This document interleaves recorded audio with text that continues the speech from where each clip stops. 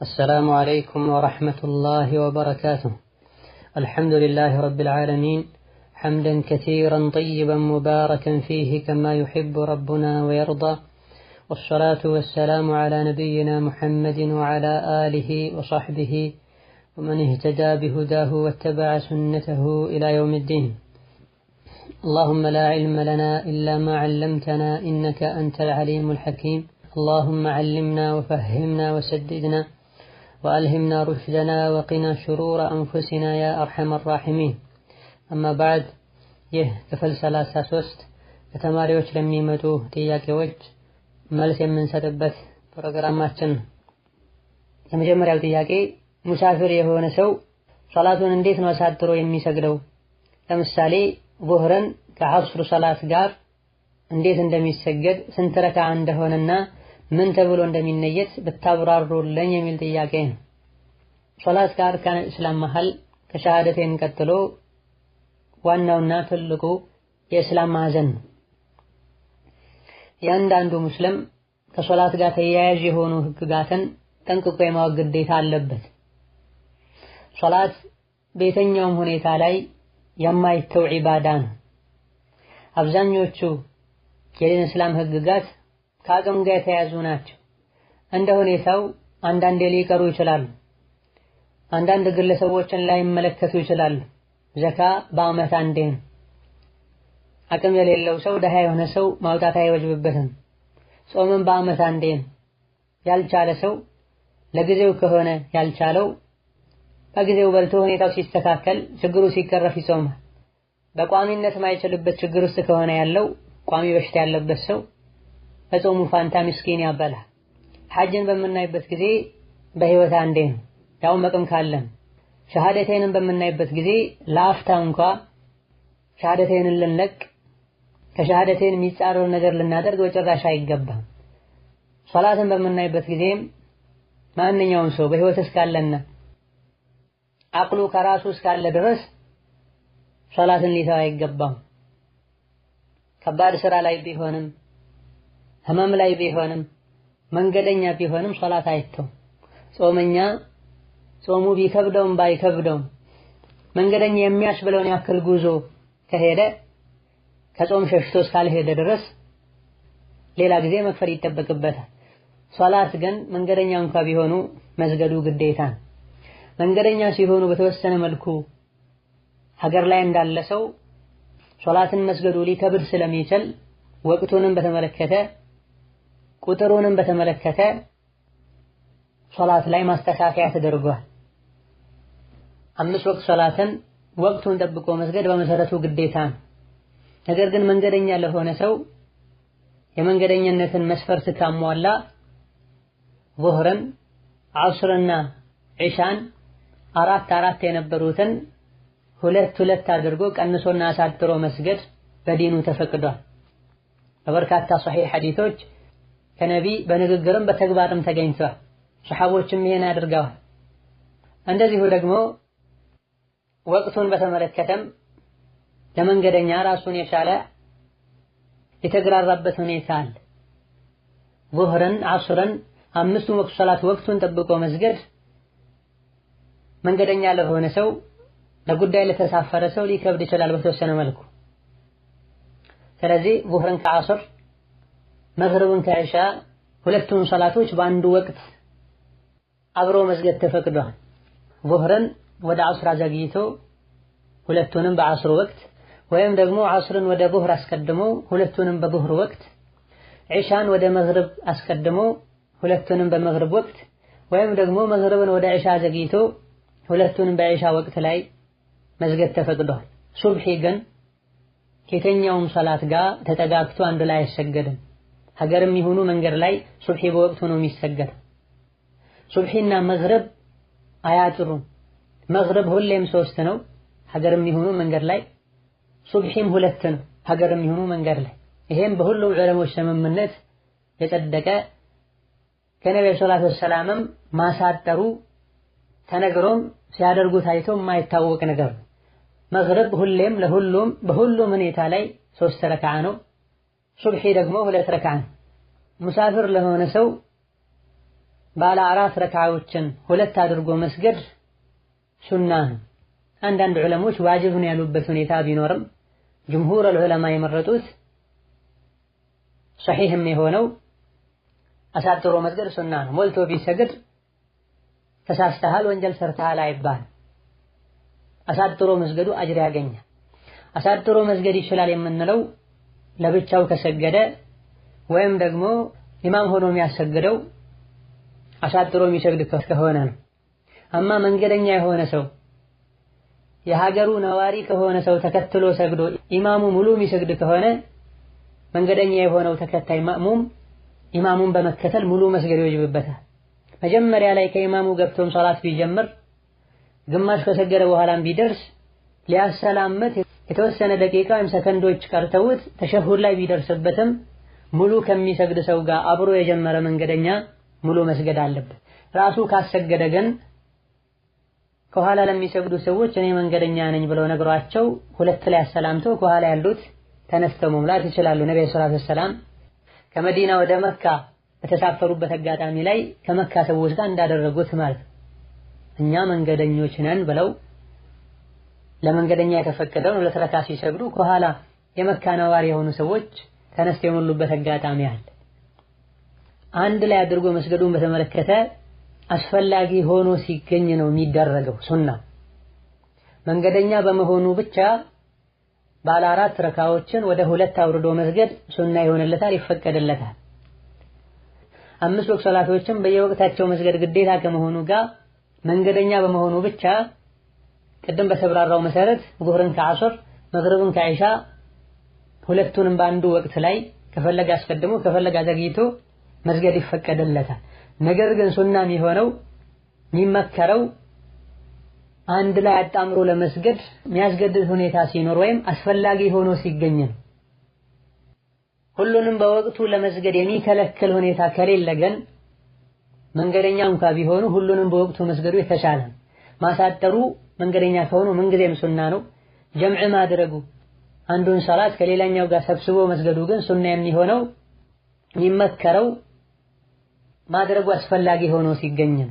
ሁሉንም ሶላቶች በወቅታቸው ጠብቆ መስገዱ የሚያስቸግር ከሆነ ከጉዞ ጓደኞች ጋር እንዲለያዩ የሚያደርግ ከሆነ የጉዞን ሰዓት ይበልጥ አራዝሞት ድካምን የሚያስከትልና ሌላ ችግር የሚያመጣ ከሆነ ጀምዕ ተደርጎ ይሰገዳል።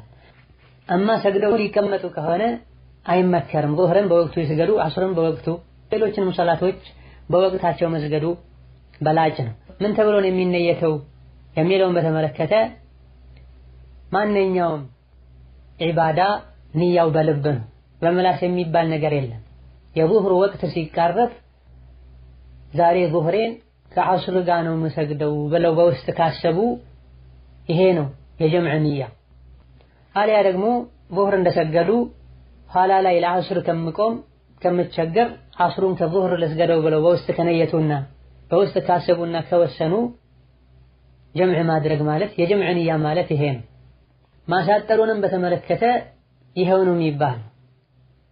ሀገር ውስጥ ሙሉ የሚሰግዱ ከሆነ ነወይቱ ሰሊ ሰላተ ፈርድ ዙህሪ 4 ረካዓትን፣ ሙሳፊር ከሆነ መንገደኛ ከሆነ ረክዓተይን ይበል አይባል። ማንኛውም ሶላት በምላስ የሚባል ንያ የለው፣ ጾምም በምላስ የሚባል ንያ የለው። ሌላኛው ጥያቄ አንድ ሰው ሶላት የሰገደ ከፊት ለፊቱ ሰው ሶላቱን አቋርጦ ቢያልፍ ወንጀሉ ሰጋጁ ላይ ነው የሚሆነው ወይስ ከፊት ለፊት ያለፈው ሰው ላይ ነው የሚሆነው የሚል ጥያቄ ነው። ሰጋጁ ሱትራ ምልክት ማስቀመጥ አለበት። የሚያልፈው ሰውም ጥንቃቄ ማድረግ ይጠበቅበታል። ሰጋጁን ያየ ከፊት ለፊቱ አቋርጦ ሊያልፍ አይገባም። አማራጭ ካጣና ከተገደደም ስጁድ ሲያደርግ ግንባሩ ከሚያልፍበት ወዲያ ባለው ሊያልፍ ይገባል።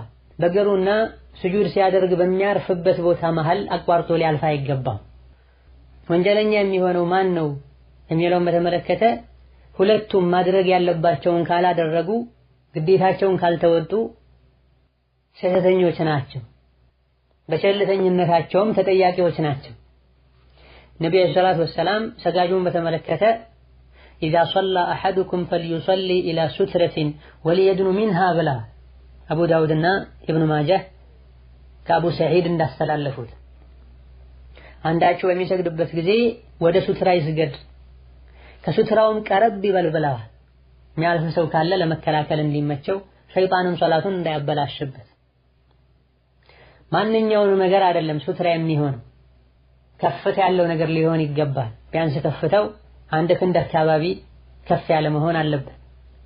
ሰፉን ለማስተካከል የሚቀመጡ ከለሮችን አሊያ ደግሞ እንደ ሲባጎ ወይም ፕላስተር ነገር ያሉ እንደ ፕላስተር ያሉ ነገሮችን ሱትራ አድርግ ያለው የሚሉ ሰዎች አሉ። ሜዳ ላይ ዝም ብለው የሚሰግዱ ሰዎች አሉ። ይሄ ስህተት ነው። ነብዩ ሰለላሁ ዐለይሂ ወሰለም አንዳችሁ ሲሰግድ ወደ ሱትራ ይስገድ ብለዋል። የመስጂዱ የመጨረሻው ከፊት ለፊት ያለው ግድግዳ ሱትራ ሊሆን ይችላል። መስጂድ ላይ በየመሃሉ ያሉ መሰረቶች ወይም ምሰሶዎች ሱትራ ሊሆኑ ይችላል። እንደማይነሳ እርግጠኛ ከሆነን ከፊት ለፊታችን ጓደኛችንን ወንድማችንን ሱትራ ልናደርግ እንችላለን። ፊቱን ወደ ቂብላ አድርጎ ጀርባውን ለሰጋጁ ሰጥቶ ከተቀመጠ ማለት ነው፣ ወይም ከቆመ የሰገደ ካለ ማለት ነው።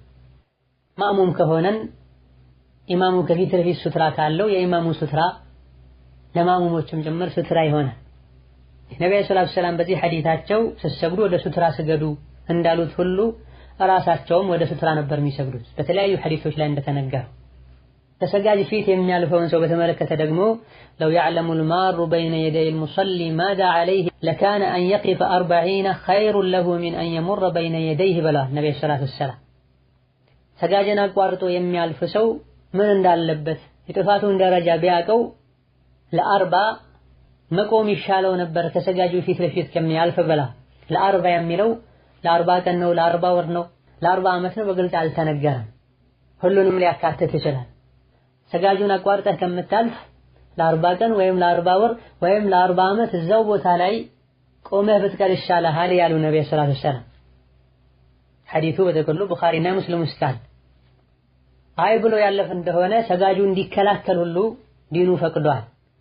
መታገልና መደባደብ ሁሉ ቢያስፈልገው ሐዲሱ የፈቀደበት ሁኔታ አለ። አንድ ሰጋጅ ሱትራ አስቀምጦ የሰገደ ሳለ ሌላ ሰው አቋርጦ ማለፍ ቢፈልግ ይመልሰው፣ ይታገለው። አይ ካለ ሐዲሱ ላይ ፈልዩቃቲልሁ ተብሏል።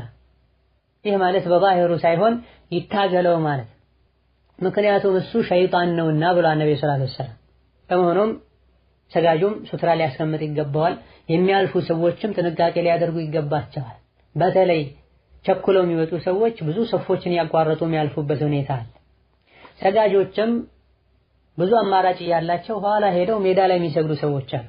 ለዲናችን ቦታ ልንሰጥ ልንማር ይገባናል። ብዙ ሰዎች አንዳንዴ እንደሚታየው የሆነ ሰው ካቋረጣቸው ካለፈ በኋላ የሚመልሱበት ሁኔታ አለ። መመለስ የሚቻለው ማለፍ ሲሞክር ሲጀምር ነው።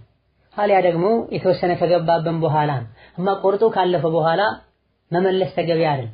ድጋሚ እንዲቆርጠን ማድረግ ነው የሚሆነው። ሆኖም ሱትራ ማስቀመጡ አብዛኞቹ ዑለሞች ዘንድ የጠበቀ ሱና እንጂ ዋጅብ አይደለም። የተወሰኑ ዑለሞች ዋጅብ ነው ብለዋል። መጠንቀቁ የተሻለ ነው።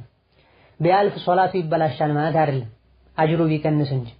ይሄን የምንለው ግድ የለሽ ሆኖ ሱትራ ሳያስቀምጥ የሰገደ እንደሆነ ሰው ቆርጦት ስላለፈ ሶላቱ አይበላሽም። ካሁን ቀደም እንዲህ አይነት ጥያቄ ተነስቶ ሰፋ ያለ ምላሽ ተሰጥቷል በዚህ ዙሪያ። ሌላኛው ጥያቄ መኪና የገዛ ሰው ዘካ የሚያወጣው ከገዛበት ገንዘብ ላይ ነው ወይስ ከትርፉ ላይ ነው የሚል ጥያቄ ነው። መኪና የተገዛው ለቤት ሊገለገሉበት ሊመላለሱበት ብቻ ከሆነ ዘካ የለበትም።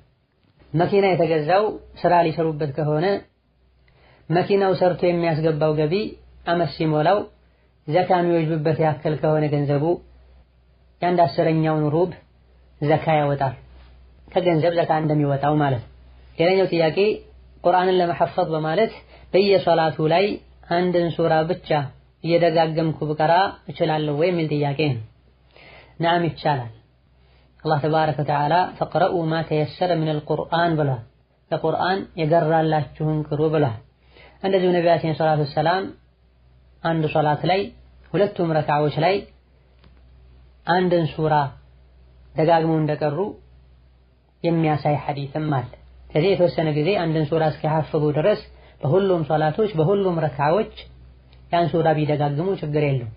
ላኪን ሶላት ውስጥ ሆነው ዋናውን ዓላማ ቁርአን መሐፈዝ ወይም ሙራጃዓ ማድረግን ሊያደርጉት አይገባም። ከሶላት ውጪ ባሉ ወቅቶች ላይ ቁርአን መሐፈዝ በፈለጉት መልኩ ሙራጃዓ ማድረግ ይቻላል። አማ ሶላት ውስጥ ስንሆን ሶላት ራሱን የቻለ በርካታ አርካኖች አሉት፣ ዋጅባቶች አሉት። ሶላት ላይ ስንሆን ልባችንን ወደ አላህ ልናዞር ይገባል። ቁርአኑን መቅራቱ ልባችን ወደ አላህ እንዲዞር ሊረዳን ይገባል። ተጅዊዱን መኻሪጀል ሑሩፉን የአያውን ተርቲብ ኢላ ገይሪ ዛሊክ ያሰበን ሶላት ውስጥ መሆናችንን መርሳትን የሚያስከትል ሊሆን አይገባው ሶላት ውስጥ የሚደረገው ሙራጃዓ። ሌላኛው ጥያቄ አንድ የእርሻ መሬት ያለው ሰው ብር ሲቸግረው ባለሀብት ከሆነ ሰው ጋር ይሄን ያክል ብር ስጠኝና ከኔ መሬት እስከ 2 ዓመት ወይም እስከ 1 ዓመት ድረስ እየዘራህ ከመሬቱ የሚገኘውን ምርት ውሰድ ብለው ይፈራረማሉ። ይህ ነገር በሸሪዓ እንዴት ይታያል የሚል ጥያቄ ነው። መሬቱን የሚጠቀምበትን ወቅት በጊዜ እስከገደቡትና ለባለ መሬቱ የሚሰጠው ገንዘብና ጥቅም ምን እንደሆነ በውል በትክክል እስከታወቀ ሁለቱ እስከተስማሙበት ድረስ ምንም ችግር የለውም ይቻላል።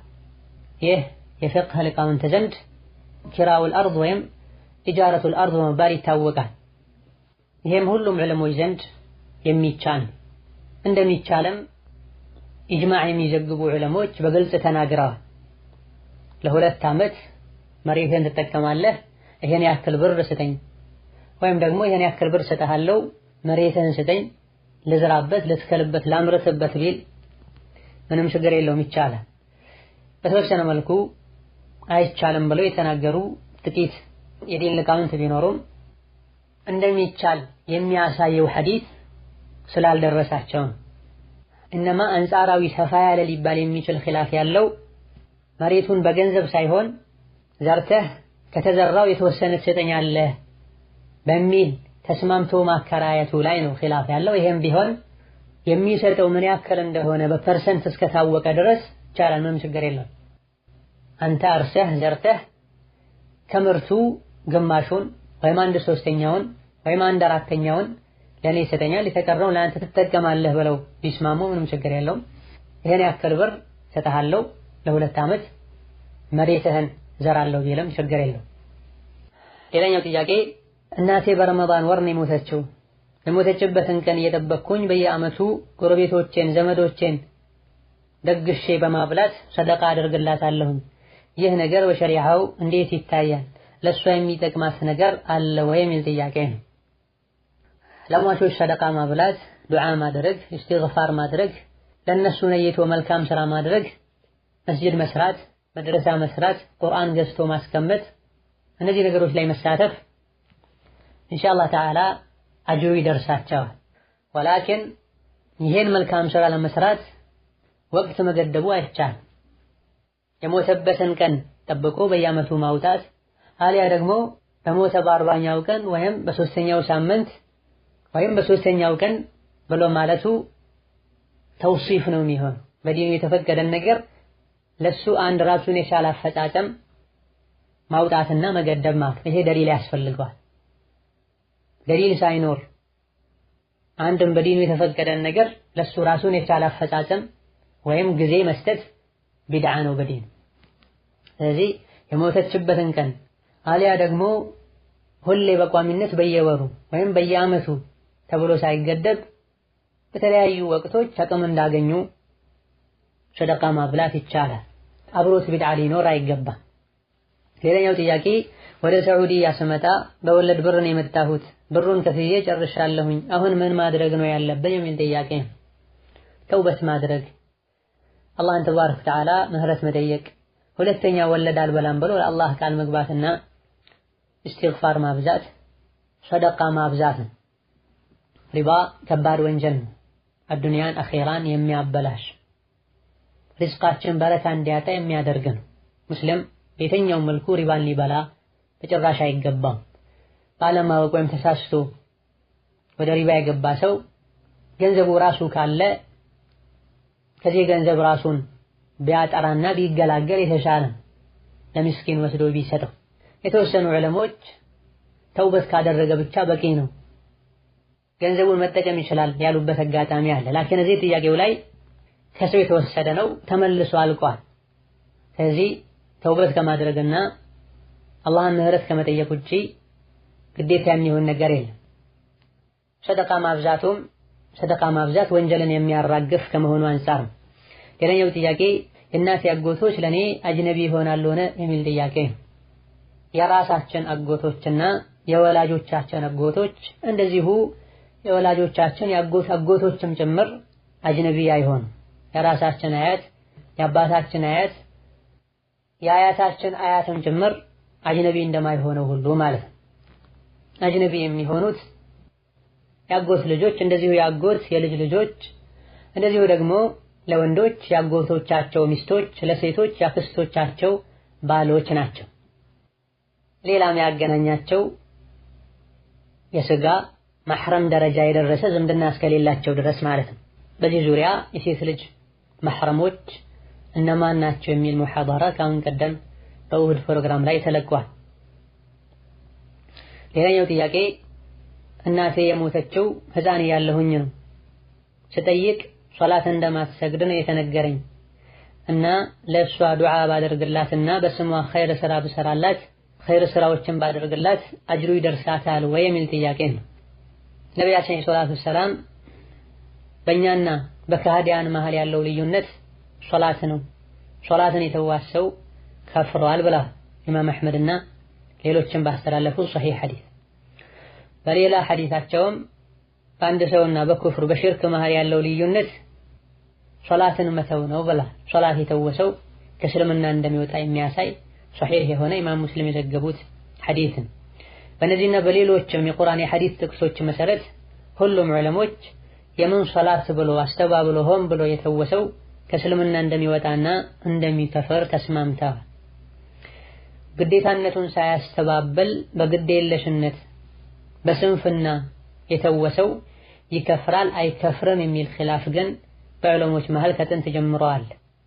ሶሒሑ ግዴታነቱን ቢያቅም መስገድ እየቻለ ቸላ ብሎ ሰንፎ ግዴለሽ ሆኖ የተወሰው ይከፍራል፣ ከእስልምና ይወጣል። ከመሆኑም ሶላት ግዴታነቱን ከማወቁ ጋር መስገድም እየቻለ ሶላትን ሙሉ በሙሉ ትቶ የሞተ ሰው ካፍር ነው። ለእንዲህ አይነት ሰው ኢስቲግፋር ማድረግ በስሙ መልካም ሥራ መስራት አይቻልም።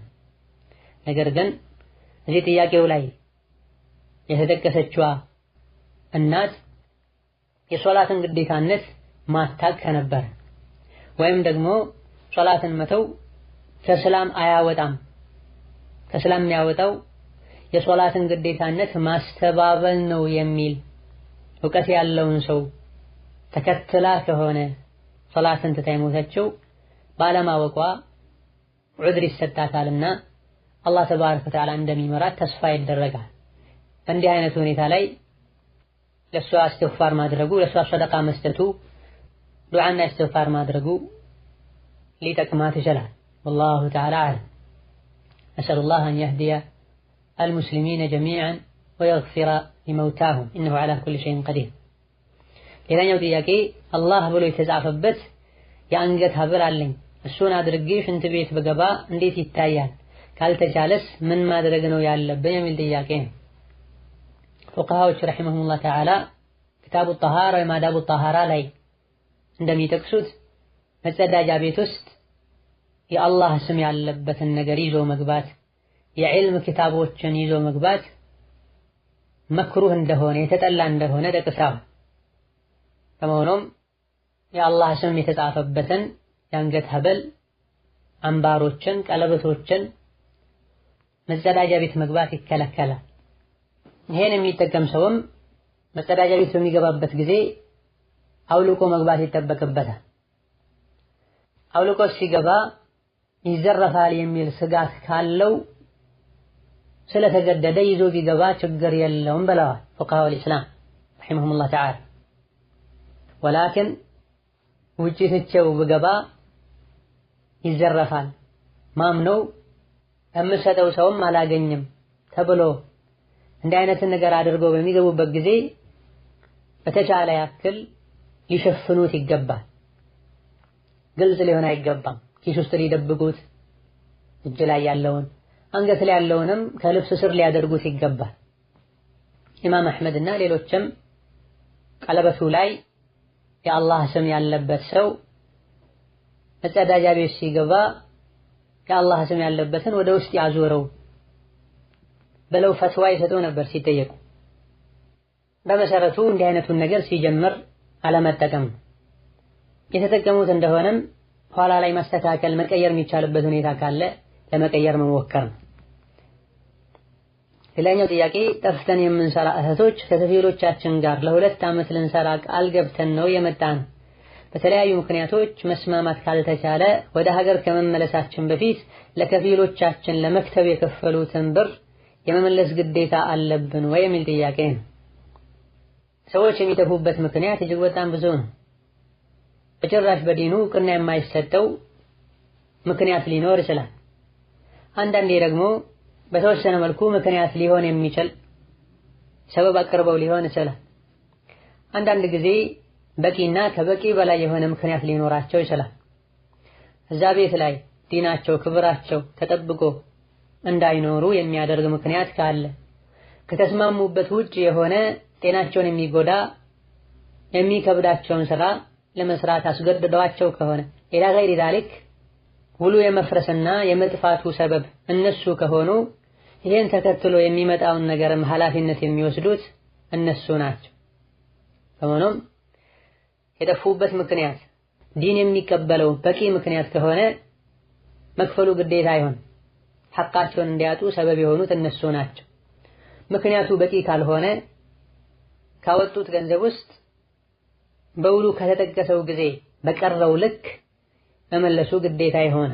ለመጥፋት ከመቸኮል ይልቅ ሌሎች መፍትሄዎችን መሞከሩ ተገቢ ነው። አብዛኛውን ጊዜ በመጥፋት የሚመጣው መዘዝ አሰሪዎች ጋር ሆኖ ከሚመጣው መዘዝ የማይተናነስ። ሰብር ማድረግ፣ ቤተሰብ ጋር እየደወሉ መፍትሄ እንዲፈልጉ ማድረግ፣ ባሉበት ሀገር ላይ ያለውን ኤምባሲ በማናገር ሐቃቸውን እንዲያስከብሩላቸው መጠየቅ የተለያዩ መፍትሄዎች አሉ። ሲጀምር ሴት ልጅ ከሀገሯ ልትወጣ አይገባም ከሷ ጋር ኃላፊዋ ኖሮ ካልሆነ በስተቀር። እንዲህ አይነት የተለያዩ ችግሮችም ስለሚደርሱ ነው ዲኑ ሴት ልጅ ያለ ወልየል አምር እንዳትሳፈር፣ ከሀገር እንዳትወጣ፣ ረዘም ያለ ጉዞ እንዳትሄድ የተባለ። ሸሪዓውን በጣስን ቁጥር ለተለያዩ ችግሮች እንጋለጣል። ሸሪዓውን በጠበቀን ቁጥር ጤንነታችን፣ ደህንነታችን፣ ቀልባችን ተጠብቆ ይኖራል። ሌላኛው ጥያቄ እቤት ውስጥ በምንሆንበት አጋጣሚ የአክስትና የአጎት ልጆች ሲመጡ እነሱን በምናስተናግድበት ጊዜ በተለይ ምግብ ስናቀርብ ቡርጋና ጓንት ያስቸግረናል። በዚህ ሰዓት ኒቃብ ብቻ ለብሰን ጓንትና ቡርጋውን ባንጠቀም ችግር አለውን የሚል ጥያቄ ነው።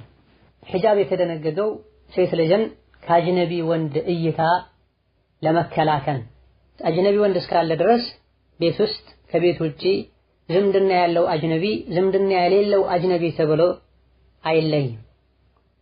ሒጃብ ብሎ ማለት ፊትን ብቻ መሸፈን ማለት አይደለም። የሴት ልጅ መላ ሰውነቱ አጅነቢ ካለ አዑራ ነው፣ መሰተር አለበት። እጅም ፊትም እግርም ጭምር ማለት። ዋናውና ትልቁ ነገር በቡርቁዕም ይሁን በኒቃብም ይሁን በሌሎችም ነገሮች የሴትን ልጅ ሰውነት አጅነቢ እንዳያይ ማድረግ ነው። ኒቃቡ የሚያስቸግር ከሆነ ከኒቃብ ውጪ ባለ ጨርቅ ፊቷን ሙሉ በሙሉ ፊትና አንገቷን ሙሉ በሙሉ መሸፈን የምትችልበት ሁኔታ ካለ ችግር የለም። ጓንቱን በመተው በጀልባቡ እጇን መሸፈን የምትችልበት ሁኔታ ካለ ችግር የለም። አማ ኒቃቡ ቀርቶ ፊቷ ላይ በተወሰነ መልኩ ሻርፕ ጠቅልላ አብዛኛው ፊቷ እየታየ ሻርፑ ራሱ ጌጥ ያለው ሆኖ ወንድ ፊት ትቅርብ አይባል። ጓንቱን ትተው እጇ እየታየ ወንድ ፊት ትቅርብ አይባል። ወንዶች ቤት የሚገቡት የሚቀበላቸው ወንድ ሲኖር ሊሆን ይገባል። ወንድ ካለ የተዘጋጀውን ምግብ ከማድ ቤት ወይም ከሴቶች ክፍል ወንዱ ተቀብሎ ወደ እንግዶች ሊያመጣ ይገባል። ሴቷ ይዛ መቅረቧ ፊትና ያመጣል። በተለይ ባለንበት ኢማኖች በደከሙበት ወንዱም ይሁን ሴቱ አይኑን መስበር የከበደው ባለበት ወቅት ላይ ማለት ነው። ሸሪዓው ወንዶች ሆይ ሴቶች ወዳሉበት ክፍል አትግቡ ነው የሚለው። ሁኔታዎች ያስገድደው ሴቶች ወንዶች ወዳሉበት ወንዶችም ሴቶች ወዳሉበት ክፍል ለአፍታም ቢሆን የገቡ እንደሆነ ሴቷ ሙሉ ሒጃብ ልታደርግ ይገባል። ወንዱ አይኑን ሰበር ሊያደርግ ይገባል። ሊቀራረቡም አይገባም። ያጎትና ያክስት ልጅ መሆናቸው ሕክሙን አይቀይርም። ይበልጥ ጥንቃቄ የሚያስፈልገውም ዘመድ ለሚባሉ ሰዎች እንደሆነ ነብዩ ሰለላሁ ዐለይሂ ወሰለም ጠቅሰዋል። ወንዶች ሆይ ወደ ሴቶች አትግቡ ብለው ነብዩ ሰለላሁ ዐለይሂ ወሰለም ሲናገሩ የባል ዘመድስ ተብለው ሲጠየቁ ይሄማ ሞት ነው ብሏል ነብዩ ሰለላሁ ዐለይሂ ወሰለም። ሸይጣን ማንንም ከማሳሳት ወደ ኋላ አይልምና። ሌላኛው ጥያቄ እኛ አዲስ አበባ መርካቶ አካባቢ የልጆች አልባሳት እንሰራለን። ከነዚህ ልብሶች መካከል አንዱ እስከ 12 ዓመት ያሉ የሚለብሱት የሴቶች ጅንስ ሱሪ ነው። ይህን ሱሪ መሸጥ እንዴት ይታያል የሚል ጥያቄ ነው። ሱሪውን የሚለብሱት ከጅልባብ ካባያ ከውስጥ ከሚደረጉ ሴቶች ከሚለብሷቸው ልብሶች ስር ከሆነ ምንም ችግር የለው መሸጡ ይቻላል። ብቻውን ለብሶት የሚሄዱ ከሆነ የሚፈትን ከሆነ መሸጡ ይከለከላል። ይሄም በምንድነው የማቀው ተባለ እንደሆነ አልሁክሙ ሊልጋሊብ ተብሏል። ሁክም የሚሰጠው አብዛኛውን ጊዜ ለተለመደውና ለሚታየው ለሚታወቀው ነው። እንዲህ አይነቱ ልብስ ከሚሸጡ ሰዎች ውስጥ አብዛኞቹ ብቻውን ለብሰውት የሚሄዱ ከሆነ አሊያ ደግሞ ሸሪዓው በከለከለው መልኩ የሚለብሱት ከሆነ መሸጡ ይከለከላል። አብዛኛውን ጊዜ እንዲህ አይነቱን ሱሪ የሚወስዱ ሰዎች እስላምን አደብን በጠበቀ መልኩ ዲኑ ከፈቀደው ልብስ ጋር ከጅልባብ ስር ሴቶች ከሚለብሱት ልብስ ስር የሚያደርጉት ከሆነ ይቻላል። አብዛኛውን ጊዜ የሚደረገው ይህ ነው ከማለት መሸጡ ይቻላል እንላለን። አብዛኛውን ጋሊቡን መሰረት በማድረግ ይቻላል እንላለን። ይህን ከማለታችንም ጋር በግለሰብ ደረጃ ይሄን ሊገዛ የመጣው ሰው በተከለከለው መንገድ እንደሚለብሰው እርግጠኛ ከሆኑ ግን መሸጡ ይከለከላል። ወይንን መሸጥ በዲኑ ሐላል። ነገር ግን ሊሸጥ የመጣው ሰው ኸምር ሊሰራበት እንደሆነ አስካሪ መጠጥን ሊጠምቅበት እንደሆነ ካወቀን ለሱ መሸጡ ይከለከላል። ሌላኛው ጥያቄ ስራ ካለኝ በየወሩ 100 ብር ለሚስኪን ወይም ለየቲሞች ልሰጥ ብዬ ነይቼ ነበረ። ጓደኛዬ በሰው ሀገር እስካለሽ ድረስ አንቺ ምስኪን ነሽ አይቻልም አለችኝ። ይህ ማድረጌ እንዴት ይታያል የሚል ጥያቄ ነው።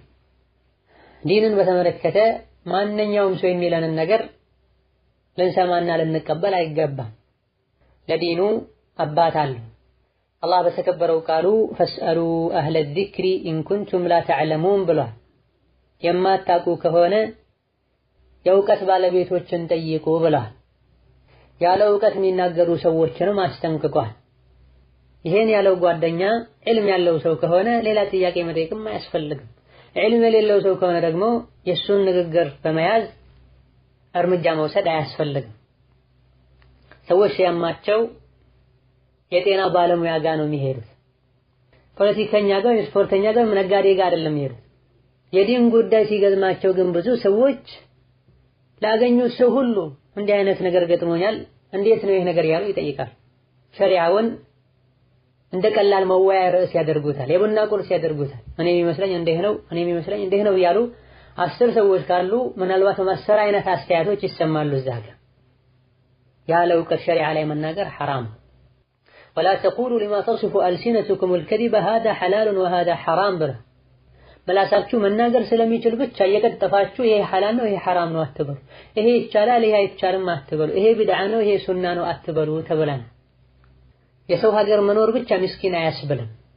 እጅግ በጣም በርካታ ሰዎች የሰው ሀገር ላይ የኖሩ ሀገራቸው ላይ ከሚኖሩት 3-4 እጥፍ የተሻለ ኑሮ የሚኖሩ ሰዎች አሉ። ውጭ ሀገር ላይ ሌላ ሀገር የነየቱትን ንያ በተመለከተ ተራ ንያ ከሆነ የትኛውም ወቅት ላይ ቢያፈርሱ ወንጀለኛ አያደርግም። ነገር ግን በላጩ አንድ ነገር ከነየቱ እዛው መቀጠሉ ነው። ነድር እስካልሆነ ድረስ ነድር ከሆነ በሰው ልጆች አቅም የሚቻል እስከሆነ ድረስ ሁሌም በዛው ላይ መቀጠል የግድ ነው እስካልገደቡት ድረስ።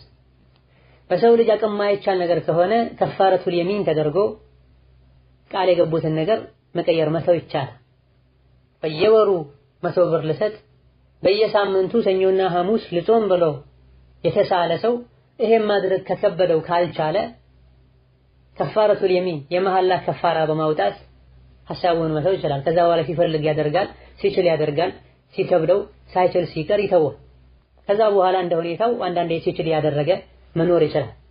المقصود የሰው ሀገር ላይ መኖሩ ብቻ ምስኪን አያስብልም። የሰው ሀገር ላይ ሆነው በችግር ከሆነ ያሉት የሚያገኙት ለራስ ለቤተሰብ ማይበቃ ከሆነ የነየቱትን ቢተው ችግር የለም። አማ የሰው ሀገር ሆነው መጀመሪያ በነየቱት መሰረት በየወሩ 100 ብር መስጠት የሚችሉበት ሁኔታ ላይ ከሆነ ያለው መቀጠሉ ተገቢ ነው። ነድር ከሆነ ዋጅብና ግዴታ ነው። ተራንያ በበጎ ፈቃደኝነት ነድር ገብቻለሁ ሳይሉ የወሰኑት ነገር ከሆነ መቀጠሉ ሱና ይሆናል። ከሌላው ጥያቄ እህቴ ባለቤቷ ከሌላ ሚስቱ ልጆች አሉት። እህቴ ደግሞ አንድ ልጅ ወልዳለታለች። ባለቤቷ ሲሞት ንብረቱን በሸሪዓ ሳይሆን ሕግ ባስቀመጠው መልኩ ነው የተካፈለችው። የወረሰችውን ገንዘብ በምን መልኩ ነው ለየቲሞች የምትመልሰው? መካፈል ያለባትስ በሸሪዓ ነውን? ከወረሰችው መሬት አንዱ ጫት ሌላኛው ደግሞ ጌሾ ይመርትበታል። ተመረተው ሽጠው ለልጇ ይሰጧታል።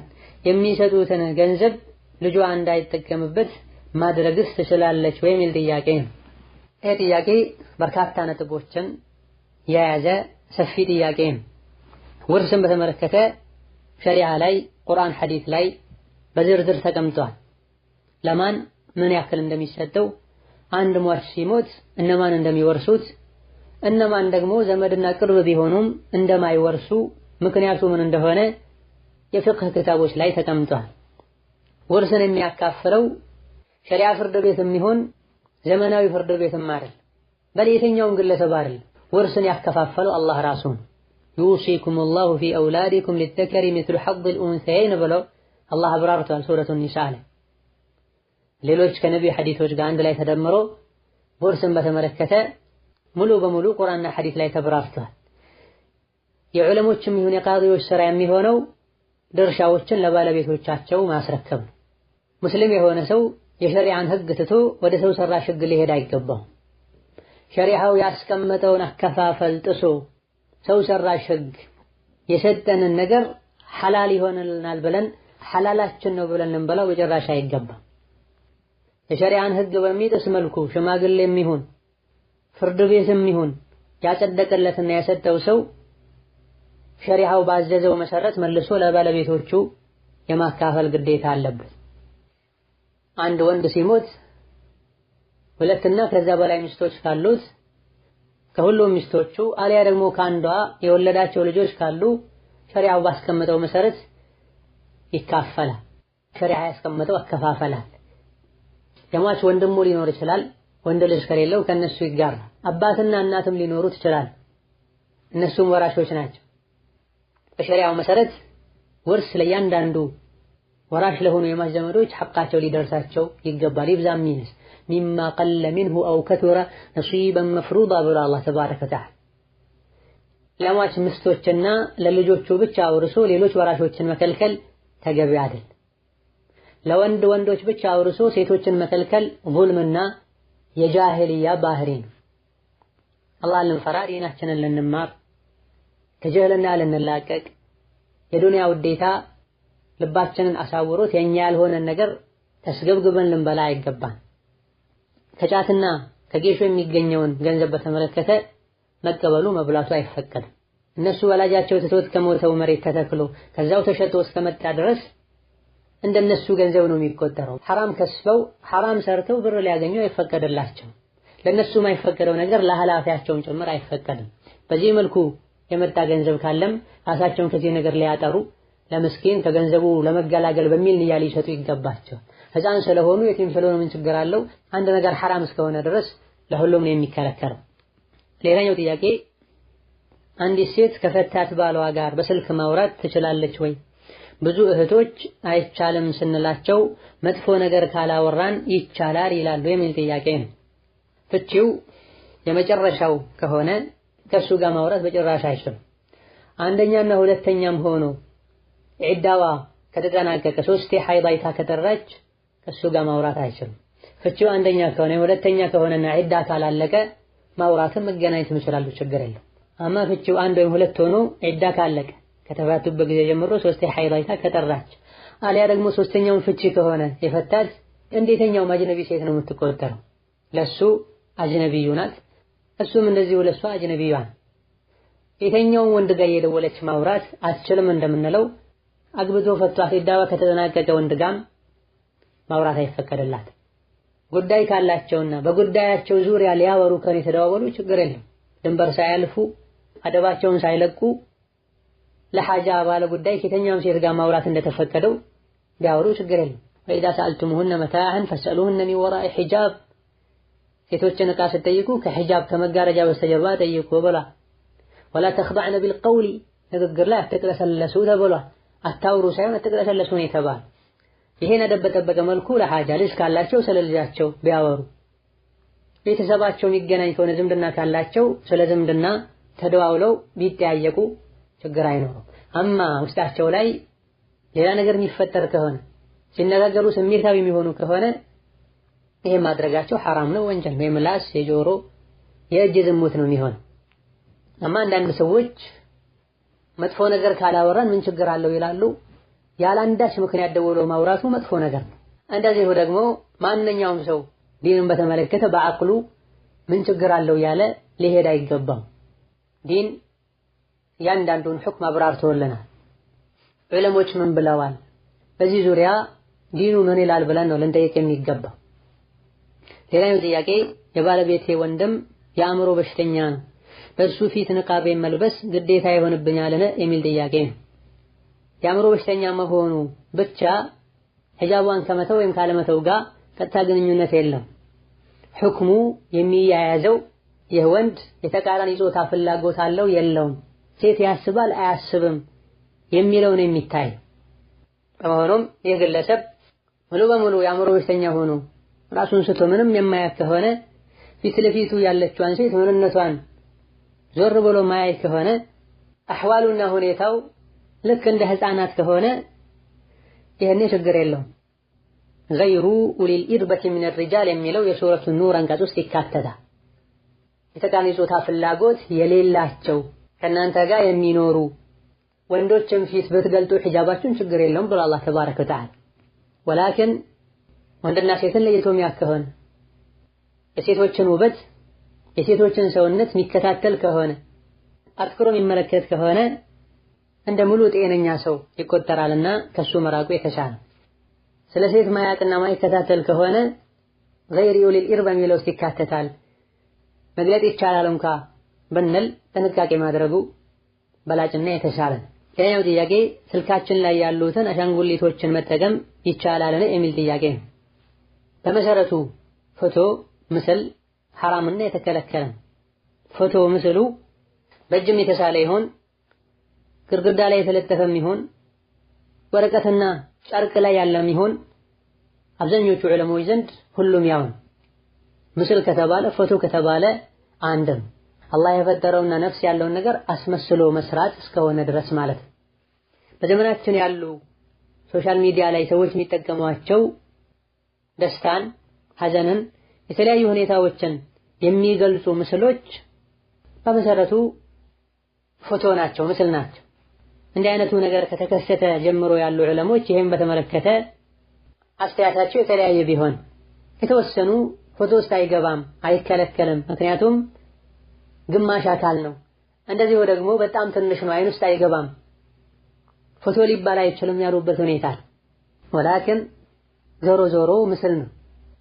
ያዘኑ ሰዎች ማዘናቸውን የሚገልጽ ምስል የሚልኩት ማዘናቸውን ስለሚገልጽና ያዘነን ፊት ሐዘን ላይ ያለን ሰው የሚመስልን ፊት ስለሚያዩን ደስታውም ላይ ይሄን ነው ምን ሸሪዓው በጥቅሉ ሩህ ያላቸው ነፍስ ያላቸው ነገሮችን መሳልና መቅረጽ አስመስሎ መስራትን ከልክሏል። ፎቶ የሚባለው በዲኑ ማንኛውም ጭንቅላት ያለው አላህ ከፈጠራቸው ነፍስ ካላቸው ነገሮች መሃል አንዱን የሚመስል ነገር ነው ፎቶ የሚባል።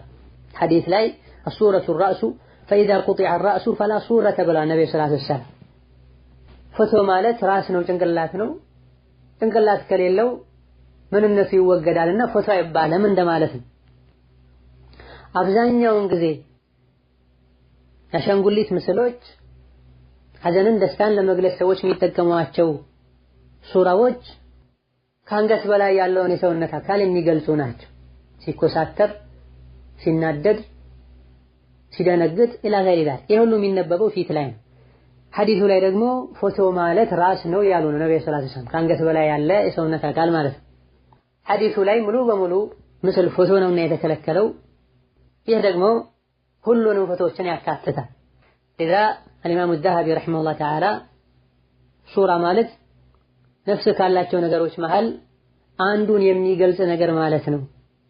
የቆመና ምንነት ያለው የሚታይ ነገርም ቢሆን የተሳለም ቢሆን በክር ልብስ ላይ የተሰራም ቢሆን ሁሉም እዚህ ውስጥ ይካተታል።